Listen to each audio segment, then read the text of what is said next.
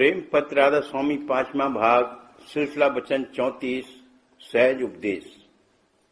प्रेम की महिमा। खौफ का जिक्र ऊपर हो चुका है।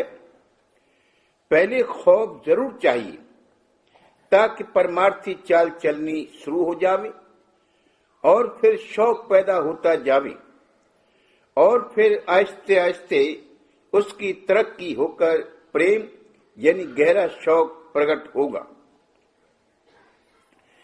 जिस वक्त से प्रेम आया उसी वक्त से प्रीतम के साथ मेल शुरू हुआ और जिस कदर तरक्की प्रेम की होगी उसी कदर प्रीतम के साथ नजदीकी होती जावेगी और अंतर और बाहर पूरी सफाई हासिल होगी और एक दिन पूरा काम बन जावेगा, यानी प्रीतम के धाम में पहुंचकर दर्शन और बासा मिलेगा।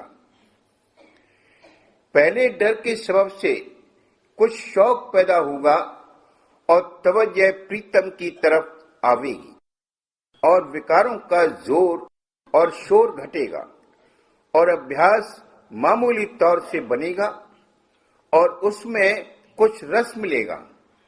लेकिन जबकि वो डर और शौक प्रेम के साथ बदलना शुरू होगा तब विकारों की जड़ कटनी शुरू होगी और रसीला और सुखाला अभ्यास बनेगा और फिर प्रेम की तरक्की के साथ रस और आनंद बढ़ेगा और रस और आनंद के बढ़ने से नया नया प्रेम जागता जावेगा और दया और मेहर के पर्चे बराबर मिलते जावेंगे।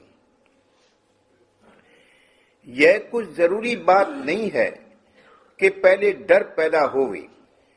प्रेम मंग वालों के मन में प्रीतम और उसके धाम की महिमा सुनकर गहरा शौक और प्रेम एकदम पैदा हो जाता है और फिर अभ्यास के साथ रस और आनंद मिलने से दिन दिन बढ़ता जाता है और फिर ये डर पैदा होता है कि किसी करतूत से प्रीतम की नाराजगी न हो जावे।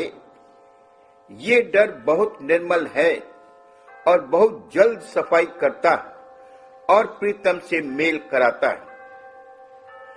सच्चे प्रेमी के मन में ये डर आप ही पैदा होता है और जब तक कि काम पूरा न होवे यानी प्रीतम के पूरे पूरे दर्शन न मिले तब तक दूर नहीं होता। ये डर बड़ा असर वाला है और बिरले बड़भागी परमार्थियों के मन में प्रकट होता है। यह डर असल में प्रेम स्वरूप है और सद्गुरु की खास दया का निशान है और जिस घट में प्रकट हुआ गोया प्रेम और आनंद का भंडार खुलना शुरू हो गया। प्रेम की सिफत बहुत से बहुत है। जहां प्रेम है वहां दीनता, क्षमा और शीतलता हमेशा उसके संग रहती है और प्रेम सदा मगन रहता और जिस किसी को भाग से उसका संग मिल जावे वो भी मगन हो जाता है और उसका भी रास्ता सुखाला चलने लगता है। अहंकारी और अभिमानी और विद्यावान और चतुरा प्रेमी को मूर्ख जानते हैं क्योंकि वे संसारी हैं और उनकी नजर में दुनिया की लाज और बड़ाई और धन और माल बड़ी चीज नजर आती हैं और इन्हीं के वास्ते वे जान तक देने को तैयार हो जाते हैं। लेकिन प्रेमी इन चीजों को तुच्छ और दुनिया का जाल समझकर उनकी परवाह नहीं करता और अपने कुल मालिक के प्रेम में मस्त और मगन रहता है और वो सच्चा मालिक हर वक्त उसकी रक्षा और संभाल करता है। इस बात की समझ और प्रतीत दुनियादारों को जिनका प्रेम हैवानी और हरजाई है नहीं आ सकती।